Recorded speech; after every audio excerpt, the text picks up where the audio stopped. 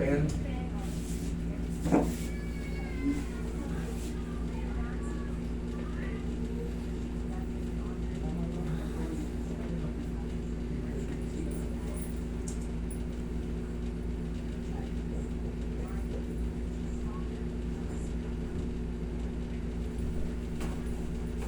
Ang laki ng isip. Ano ba nangyari? Yung ba't tumabi? Ano eh, sumot yung paa ko sa nakaos na yung baka na gano'n, tapos na napaganyan na pa. Kailan to? Kailan? Paganyan niya. Pilipit pa. Pilipit. Gano'ng katagal? Tagal na, di ko na alam. Dahil lang yun. Pero galing na ako sa ano, sa ibang. Op.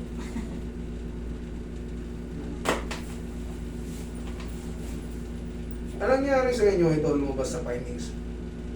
Considering opo-pad-pad edema, degenerative position change of the knee. Anong nangyari ito? Iba na itsura ng tuhod nyo. Oo.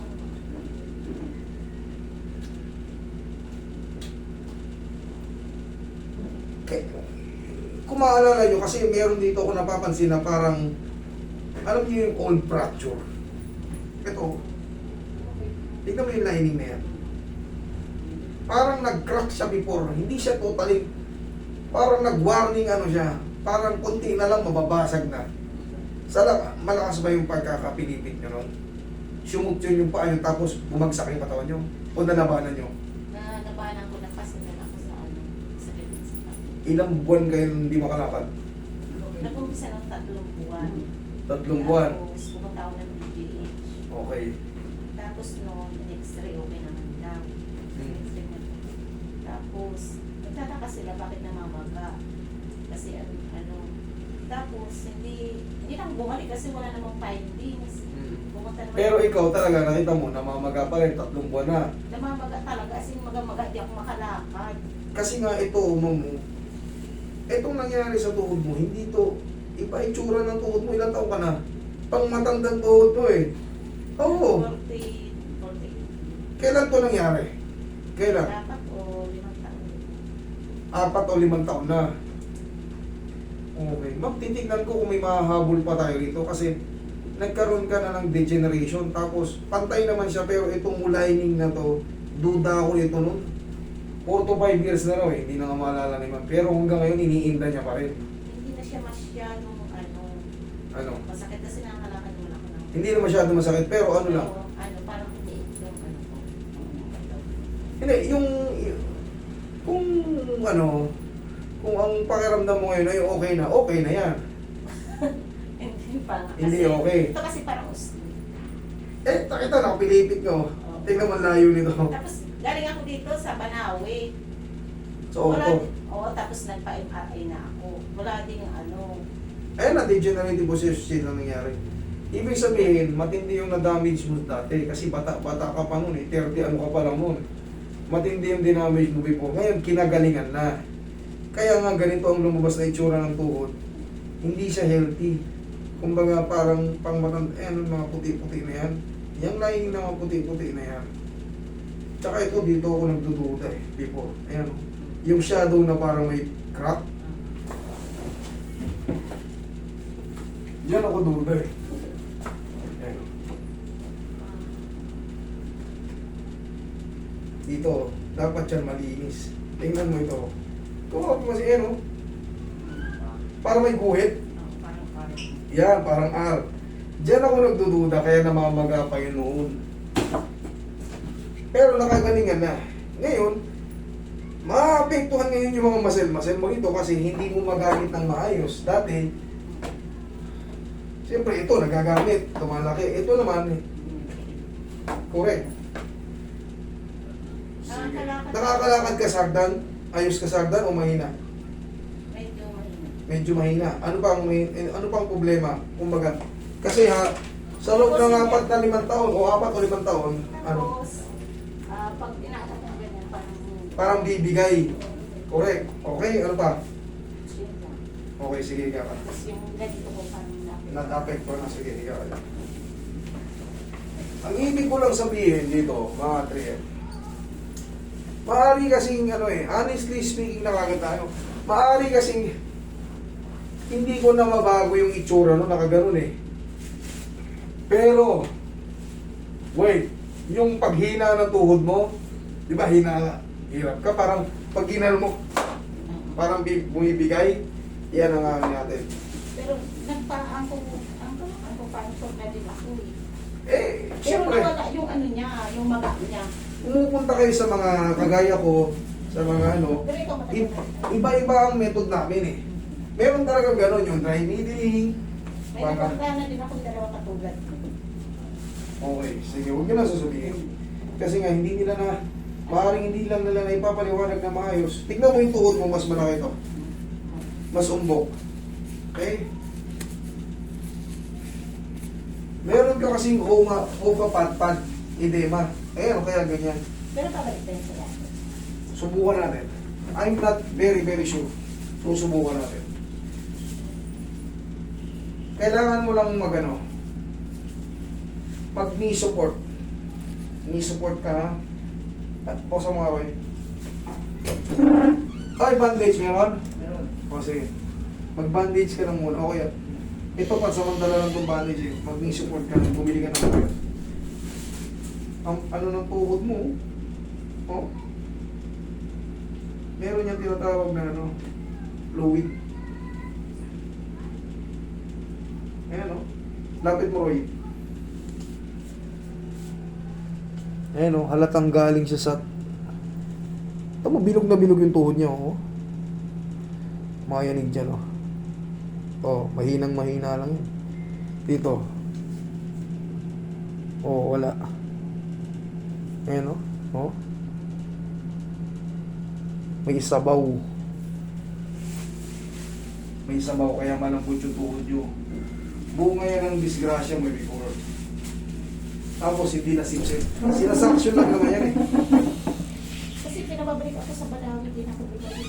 Kasi sabi sa sili, nagkatakot. Sisilipin yan. Hindi, mabilis lang yun. Hindi na opera. Kaya ganun, tusukan ka ng karayom. Magbilang ka lang 7 seconds. 5, 4, 3, 2, 1. Ay, 1, 2, 3, 4, 5, 6, 7. Pak, tapos na. Ganun lang yun. Ito kasi, maganda naman yung lining ng tuhod mo kaso parang tumanda. Gaya ng sinasabi ko na parang pang matanda yung tuhod mo.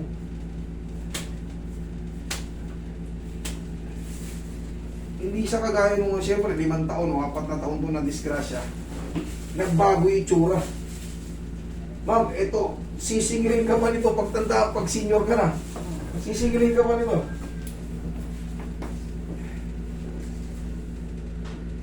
Pag nag-senior ka, pasipsip mo lang to, magkano lang to eh. Ano, ang lakas oh. Pero ang pa nito, sabi wala naman ito. Iba yung acupuncture sa suction. Acupuncture, ano lang yun? Tinanggalan ng tubig si ano. Yun. Parang nilalagay na ata ng ano, ng pagkatapos. Ano lang yun, tuturukan ka lang. Tsuk! Yung sinasabi mo kasing acupuncture, dry needle, treatment yun sa mga nerve. Iba yun. Doon nawala yung ano, sakit niya. Oo, hanapin nila yan, no? Ibang treatment yun sa hindi yung nakakasipsip. Tutusukin ka lang ng literal. Tapos may didikit sa'yo, ano? Di ba? Ganun yun, iba yun, iba. Yan ang standard procedure ng mga PT. Ang dami ko na nanginilot, sabi na ano daw, nabarak. Nabarang. Kaya ako, ano, parang nawalan ako ng ano. Ma'am, kasi, pagka sinabing nabarang kayo, pag yun ang findings, ano, hindi mo ito yung nangyari sa'yo. Winento ko na. O nabarang pa rin ang diagnose? Oo, pati doon sa dalawang ano, winento ko na. Galing din ako dito sa ano, Op, yeah. Unang lang to sa explanation. Yun nga, pasipsip niya yan. Kita mo naman kung gaano kalaki, oh. Naka-on ba yan? Oo. Tingnan mo naman ang itsura. Oh, napakalaki niya. Oh. Ito ang lito, oh. Ito normal na tuhod. Oh. Walang yumayanig. Tingnan mo ito, oh. Ang laki, oh. Oh. Hindi lang ba dahil sa magas niya. May edema nga po eh. Sisip-sipin lang yan. Kita mo, ang laki ng difference oh. Ang laki ng difference. Sisip-sipin lang yan, ma'am. Actually, hindi ka talagang pilay. Nakaon niya ka. Kaya humihina yung tuhod mo kasi malambot, basa, yung loob. Ay, sarap. Ito ang aayusin natin dito. Yung tapak mo. Yung tapak mo na mahina. Pero ma'am, hindi ka pa totaling na treat. Ang kailangan treatment sa'yo, sisip-sipin yan. Ang aayusin ko nito, kasi ba sabi mo kanina, no? Ipapantay ko lang loob kasi dumudulas-dulas lang yan. Kaya nahihirapan kang pag ganun bumibigay. Sa sobrang luwag ng tuhod mo kasi nga basa, nawawala yung tinatawag na formation sa loob ng ano, yung tibia mo, tsaka femur bone. Tapos yung isang x-ray, nakita niyo. Yung isa pa. Dalawa. Ano? Ano nakita? Dalawang ano. Nakita ko na. Nakita. Yung lateral view ang tawag doon. Patagilid. Nakita ko na. Alam ko na to. Ma'am. Kulang lang. Yung mga pinuntahan nyo, kulang lang sila sa explanation. Ang pinaka-tabis ito, pinababalik kayo sa orto, hindi kayo bumalik. Matigas ulo nyo. Bumalik kayo ngayon, ako na nagsasabi. Mabilis lang tong treatment na to. Okay, yun lang ang kailangan dito. Pag may natira, tsaka bumalik ka ulit rito. Sip-sip.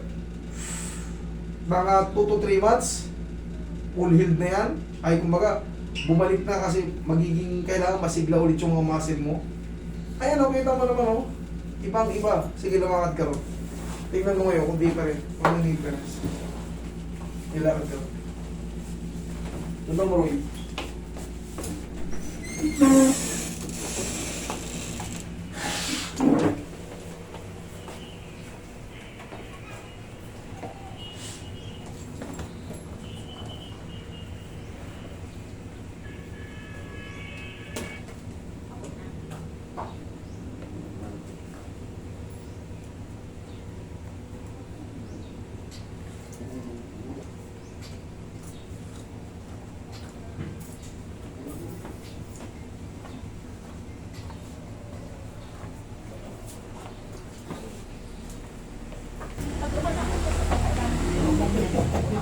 Kaya siya, ma'am, yun ang sagot dyan.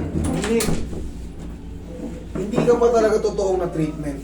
Kumbaga, in-adjust ko lang yan para... Yung buto ko, ayun. Eh, no. Ganun yan. Ma'am, kahit sa harap at sa gilid, alam ko na itsura nito.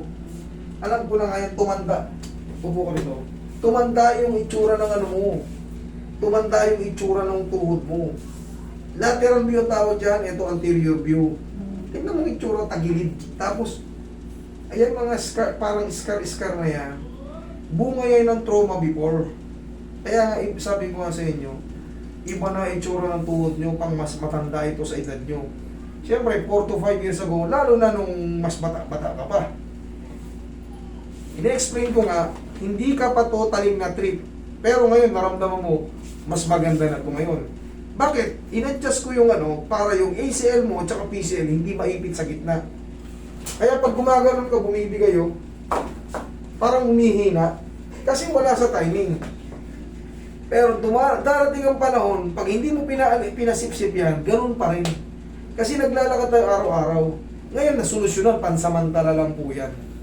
Kailangan yan, gaya ng sinabi sa'yo, panoorin mo yung video natin, pag ginaganon, umaalog. Pero sa totoo lang, hindi yan maga. Kasi kung maga yan, pag ginanyan mo yan, ano yan yung fluid niya? Fluid mo sa tuhod. Okay? Gets na? Bumalik ka ron sa pinagbabalikan sa hindi ko bumalik eh. Okay? Sige, salamat.